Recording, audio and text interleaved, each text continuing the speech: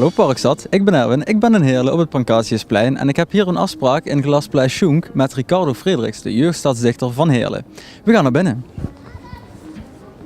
Hoe kom je er eigenlijk bij om gedichten te gaan schrijven? Want ik denk dat de meeste kijkers zoiets hebben van ja, dat is toch iets voor oude mensen en zo. Hoe is dat ontstaan eigenlijk, dat je dacht van ik ga gedichten schrijven?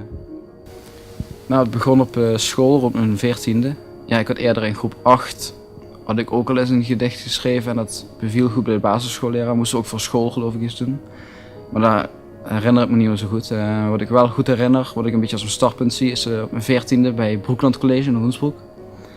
Daar zat ik in de tweede en toen moesten we een gedicht schrijven over een fruitsoort. En toen koos ik om over een appel te schrijven. En we hadden dik half uur, 3 kwartier de tijd om erover te schrijven. En ik had het in 10 minuutjes zat ik het al af. Het lukte me heel makkelijk, zonder dat ik er ooit eerder aandacht. Ja, we was in groep 8 dan, wat ik net zei, maar echt bewust aandacht had ik er eerder niet aan geschonken. En het kwam er zo uit. Dus toen heb ik dat thuis verder als hobby uitgeoefend. En het bleek gewoon dat ik dat... Ja, als je erachter komt dat je iets goed kunt zonder dat je er al te veel moeite voor hoeft te doen, dan is het ook gewoon leuk om dat te blijven doen. En dan langzaam groei je verder. Maar wat ik mooi vind aan poëzie, aan het in woorden brengen, is dat wat ik schrijf, al kan het voor mij nog zo bagger zijn, zo slecht zijn, dan kan het een ander nog raken en misschien helpen bij situaties. En ik vind het mooi als ik een gedicht maak en ik hoor dan van mensen dat ze zich helemaal erin kunnen verplaatsen en echt in kunnen leven in het gedicht, echt herkennen. Dat vind ik mooi als ik dat kan bereiken met woorden. Dus je observeert mensen, maar krijg je dan ook meteen een gedicht binnen of hoe gaat dat? Een gedicht komt eigenlijk, als het ware, ik krijg soms inderdaad een idee zomaar binnen. Alsof het me gegeven wordt door iets en dan komt gewoon een eerste zin of een eerste aantal woorden komen gewoon binnen, zeg maar. En dan heb ik gewoon echt zo'n behoefte, zeg maar, om te gaan schrijven, om het op papier of op Microsoft Word, om het daar te verwoorden. En dat doe ik dan op dat moment ook en dat hoef ik eigenlijk vrij weinig bij na te denken eigenlijk. Dat komt er zo uit en daarna lees ik het door en dan... Ja, soms heb ik dan zoiets van, heb ik dat geschreven? Dan heb ik helemaal niet meer... Ik hoef er niet zo... Ja, er zijn dichters die zitten uren te zwoegen en na te denken over ieder woord, iedere zin, ieder einde. Hoe komt het over bij mensen? Dat heb ik niet. Ik heb in 10 minuten tot een kwartier schrijf ik aan één stuk door.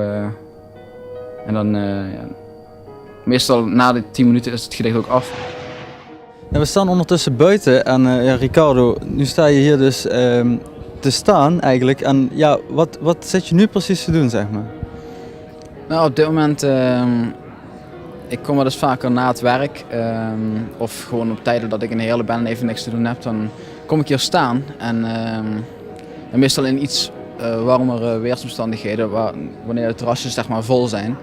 En dan sta ik hier gewoon en kijk wat naar de mensen en dan soms dan dus komt er iets te binnen van het is toch een hele inspiratievolle plek, er gebeurt heel veel om me heen. En dan pak ik mijn boekje en dan pak ik mijn potloodje. En dan begin ik op te schrijven. En dan schrijf ik het ook hier ter plekke af. Dus ik ga niet hier weg voordat het gedichtje af is. Hoe lang kan zoiets duren? Wat is je record? Hoe lang heb je hier gestaan? Nou, het langste wat ik echt fysiek een gedichtje heb geschreven, dat is misschien 20 minuutjes geweest. De langste tijd dat ik hier gestaan heb... ik ga tussendoor of ik het gedichtje af heb of niet. Als het echt niet lukt om het gedichtje te maken of als er toch niks binnen schiet, dan ga ik wel eens langs de terrasjes en dan vraag ik aan mensen. Dan probeer ik eerst een beetje in te schatten, wat heel lastig is, of ze geïnteresseerd zullen zijn. Dan loop ik op mensen af en dan vraag ik gewoon van, hebben jullie misschien interesse om gratis is een heel belangrijk woordje om erbij te zeggen, hebben jullie misschien interesse om gratis een gedichtje van mij te horen? En dan echt veel mensen die zeggen ja. Ik zag je net hier allemaal langs die terrasjes lopen. Ben je nou dan aan het kijken naar mensen die je wilt vragen om een gedichtje voor te dragen? Ja, inderdaad. Zoals ik net zei, dan probeer ik een beetje in te schatten of ze interesse hebben. En dan loop ik er gewoon op af. En dan, ik kan het jullie voordoen. Oké, ja, je hebt hier mensen gezien. Ik heb mensen gezien. Ja. Ik ga er nu op aflopen. Oké, En dan- nou we lopen even mee.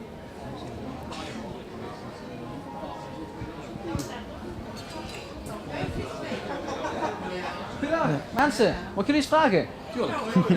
Mijn naam is Ricardo Frederiks, jeugdstadsdichter van Heerlen.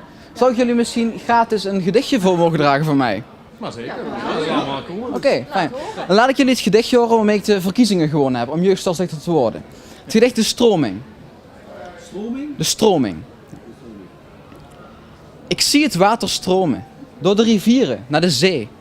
Al de onmacht en dat het ontevreden drijft langzaam met het water mee. Ik voel de wind harder gaan waaien. En hoewel de mens moet vechten om vooruit te komen, geeft wind, water de kracht om steeds dichter naar zijn eindpunt toe te stromen. Zo voert de mens oorlog en blijft maar streven, hunkert naar een gelukkig zijn. Vergelijkt constant de verliezer met de winnaar, verwijt anderen hun angsten en hun pijn. Het water stroomt maar verder, belandt uiteindelijk in de zee. Het maakt helemaal niets uit waarin onze wegen leiden. We stromen altijd met het water mee. Nou, mooi. Hartstikke Dankjewel. Ik denk een terechte winnaar. Dankjewel. Nou, dan wens ik jullie nog een fijne dag. Hetzelfde. Alsjeblieft. Optreden. Ja, zeker, graag gedaan. En verder nog toekomstplannen? Nou, toekomstplannen. Ik volg opleiding ICT. Dus, want ik blijf dichten eigenlijk als hobby doen. Want ik wil me niet helemaal gaan fixeren op dichten nu. En dan, ja, het is toch niet zeker dat je daar je brood mee kunt verdienen, zeg maar, met schrijven tegenwoordig. Dus ik ben ook goed met computers, dus ik blijf de ICT-opleiding doen. En dit als hobby. Mocht ik daar een keer aan uitbloeien, ja, dan is dat mooi meegenomen. Ja, dit is al een hele stap jeugdstadsdichter natuurlijk, maar ik bedoel echt iets in de zin van een contract of zo bij een uitgeverij. Je weet wat ik bedoel. En blijf vooral kijken naar RTV Parkstad. Ja. Want wie weet zie je nog wel eens een leuk gedichtje van mij verschijnen. Ja, en met die woorden zeg ik tot de volgende week. Bedankt Ricardo en kijkers, volgende week donderdag een nieuwe aflevering. Tot dan.